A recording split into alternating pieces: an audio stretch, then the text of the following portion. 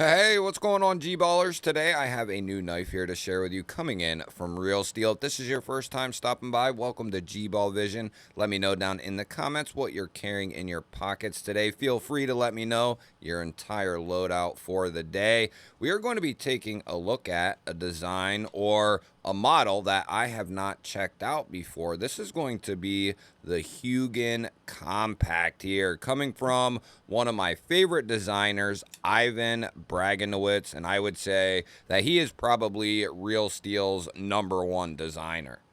Now, these knives are available, and I'll have links to them down below in the description and in the pinned comment. They're going to come in right around $60, no matter if you're going to Real Steel's website or if you're checking them out on Amazon. They're right about $60. Now, on Real Steel's website, I do have a coupon code that'll take a couple dollars off, so I'll have them both linked down there, and you can kind of scope them out as you will. Now, we are going to be looking at a stonewashed drop point blade here, and this is going to be coming in VG10. And Real Steel and SRM, who is the OEM for Real Steel, do some of the best VG10, I would say, behind Spyderco that you can get your hands on. And we are looking at the new denim micarta variant here with the denim micarta backspacer. We have a deep carry wire clip, and that is going to be reversible.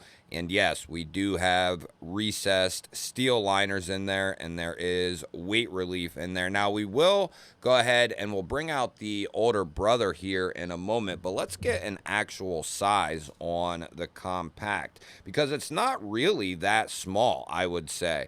We're looking at about 3 inches of cutting edge, 3 1/8 of total blade, and coming down there around 7 1/8 overall. Now, a couple here to compare the Huginn Compact with. We got the Kaiser Drop Bear here and the Benchmade Bug Out. And you're going to see this knife falls right in line with both of those.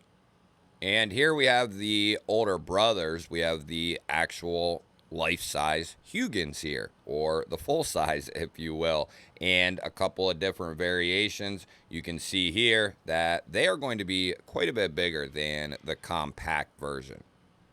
And 2 more. We have the Real Steel Sylph up top here and the new Ironclad Evolution here on the bottom. And you'll see this is much more in line with something like the Sylph, one of my favorite knives that Real Steel has done over the last couple years. Comes in Nitro V, beautiful looking design, more of a compact size, much like the compact Huginn, and the Ironclad Evolution is going to tower over both of those. And I'll have links to the other Real Steel knives I just showed here. Let's go ahead and we'll see what this looks like in the pocket. One of the many things that Real Steel and SRM do very well is their pocket clips. They make it so almost every design is going to have the option for right and left hand carry. And this is going to carry nice and deep. Wire clips, they work well in and out of the pocket, and they're also very ergonomic. They're going to do the job very well, and that has good retention. And because we are looking at this furrier micarta, it is going to have really good grip, so it's not going to be going anywhere in the pocket. And we do have the option here for lefty carry, so that is going to make this knife completely ambidextrous with the dual thumb studs, the crossbar lock here, and as these get used, opened, and closed, they just get smoother and smoother. It's a beautiful thing. And if this one's too small, then, you know, the Huginn is out there, and if the Huginn was too large, well, they have the compact now. Now we'll go ahead and we'll get the arch nemesis out here, and we'll give this thing a weight check. We like to guess the weight of the knives here on the channel, and I invite you to play along. You can put your guess down in the comments. Even if you already commented your EDC or something else, multiple comments are always welcome. Really helps push these videos out there to more people. I'm going to give this a go here now. It's really lightweight, under 3 ounces. It's not under 2, though. I bet it's somewhere in the middle. 2.5, maybe? It might be a little more. Let's go 2.7. Oh, it was down around 2. You clever bastard, you. 64 grams and 2.2 ounces. So this is going to be considerably a very lightweight knife. Now we'll go ahead and we'll get some measurements here on this handle. We're going to be looking at 0.45 and we are going to be looking at 11 millimeters there.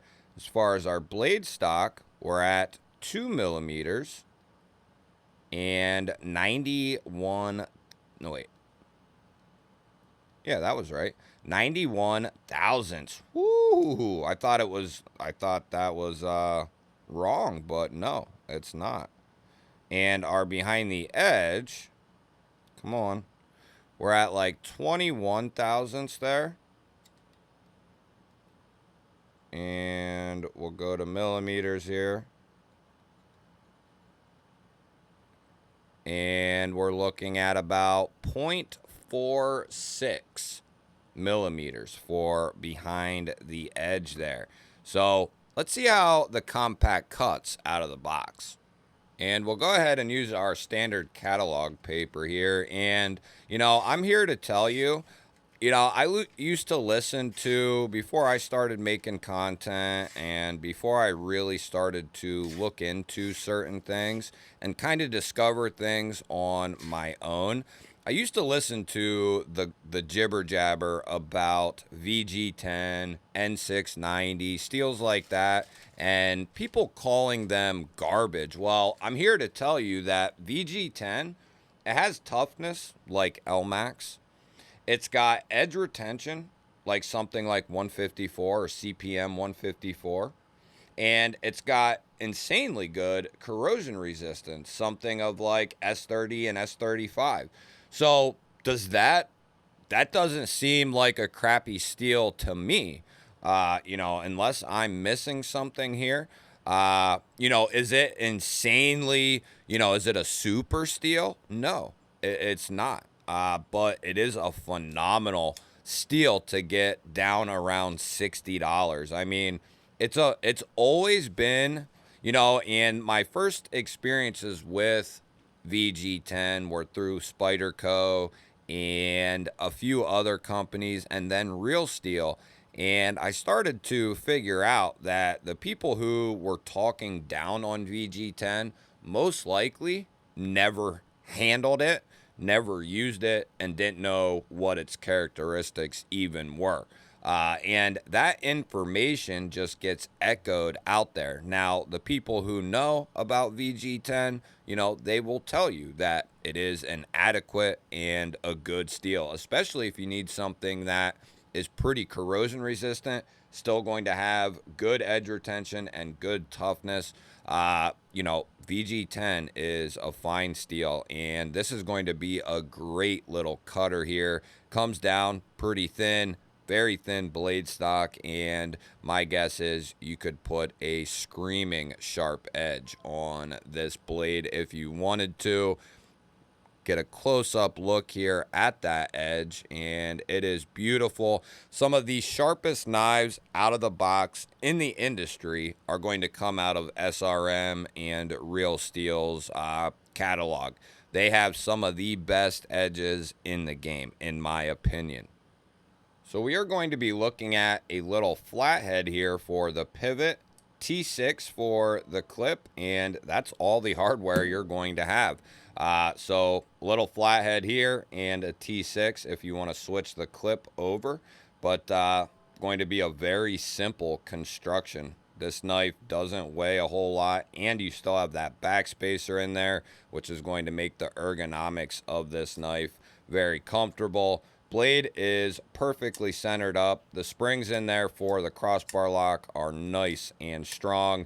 Like I said earlier, their crossbar locks have, in my opinion, always been very good. Since I handled their first one, which was the Pathfinder, I have really enjoyed their crossbar locks. Now, we're going to see what this knife is made of, and we're going to test that lockout.